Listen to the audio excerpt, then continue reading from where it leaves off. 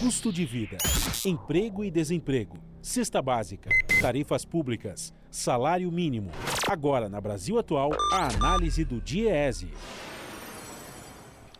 E nós vamos conversar agora com o diretor técnico do DIEESE, Fausto Augusto Júnior. Bem-vindo de volta, Fausto. Bom dia. Bom dia, Glauco. Bom dia a todos. Fausto, nesta semana nós tivemos a divulgação do índice do IPCA, mostrando que a inflação avançou para 0,96% em julho, atingindo em 12 meses 8,99%, que é a maior variação para o mês de julho desde 2002, quando o índice foi de 1,19%.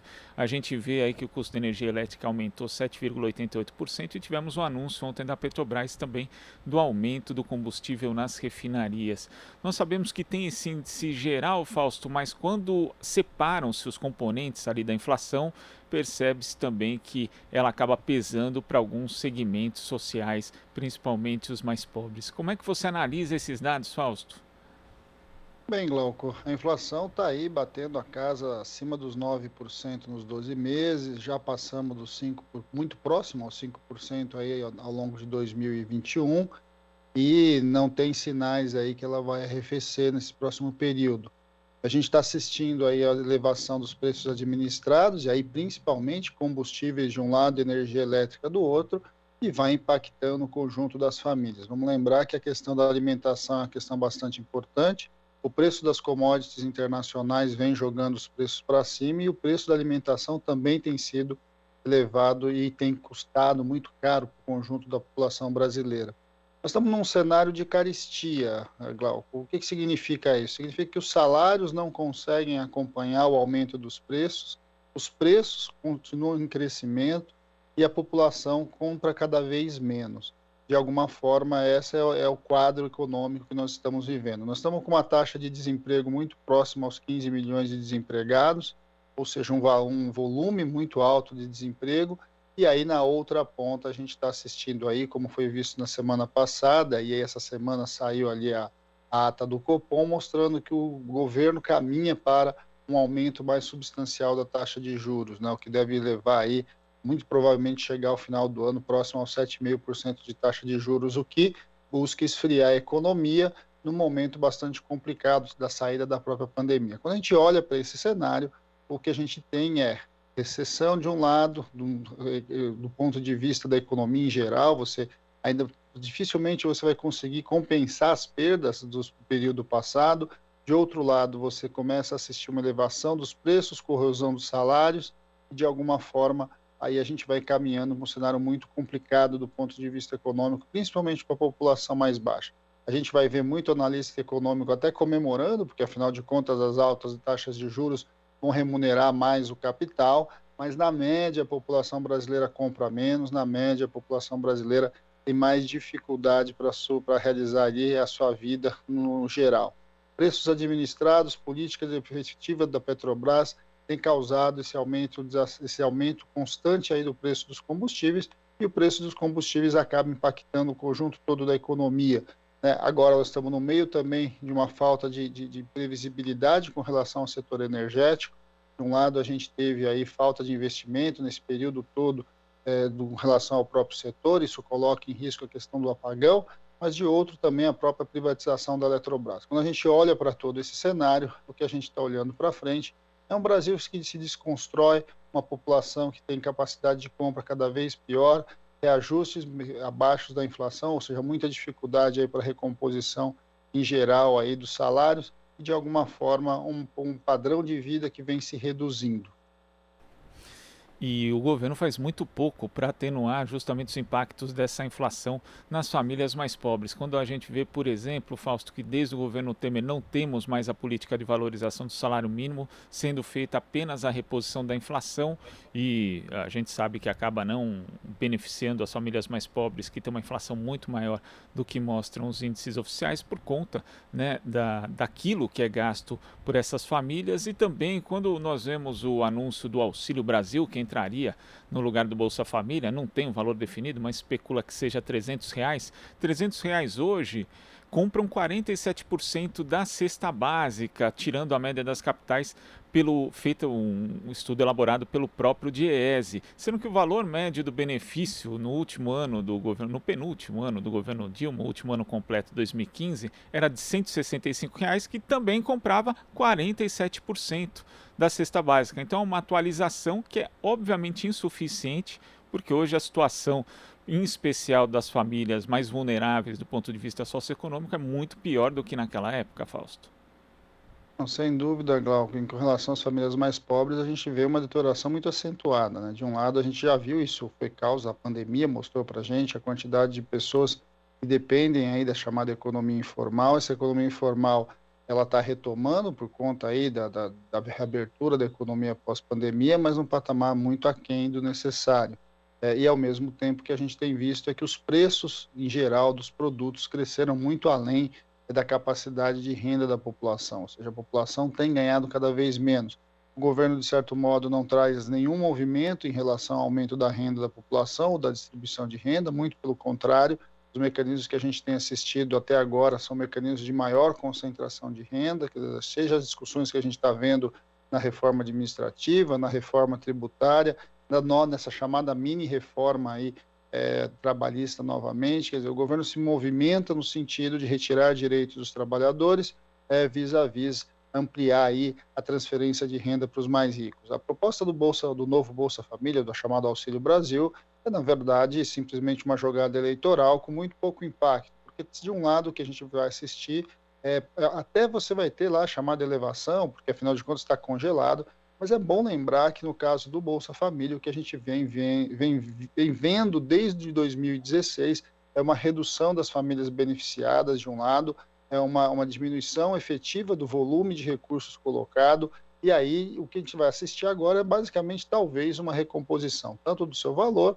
quanto do número de famílias. Isso tudo é uma grande jogada de marketing que de alguma forma vai tirar dinheiro dos que já não têm para colocar dinheiro para os que menos têm, ou seja, de alguma forma muito pouco impacto a gente deve assistir do ponto de vista da população em real. Vamos lembrar também, né, Glauco, que quando a gente fez essa discussão lá atrás, o que a gente gostaria era e a construção do Bolsa Família foi isso, você foi construir minimamente ali um colchão social para um conjunto bastante grande de famílias. Hoje nós estamos aí com mais de 20 milhões de famílias, 20 milhões de pessoas passando a linha da pobreza, ou seja, significando passando a linha da fome.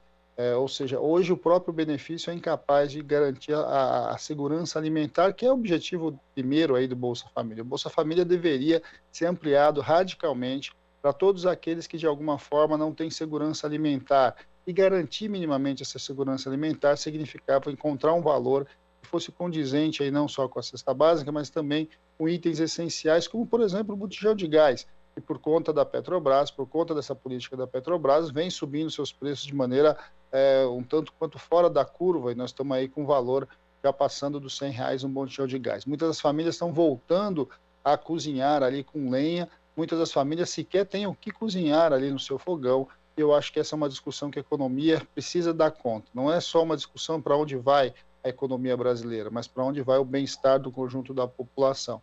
E a gente insiste, né? Enquanto de um lado você vai tirando recursos ou vai colocando muito pouco recurso para a área social, o governo, ampliando a sua taxa de juros, vai repassando mais recursos aí principalmente para o setor financeiro. E vamos lembrar aí que a dívida pública já subiu mais de 1 trilhão.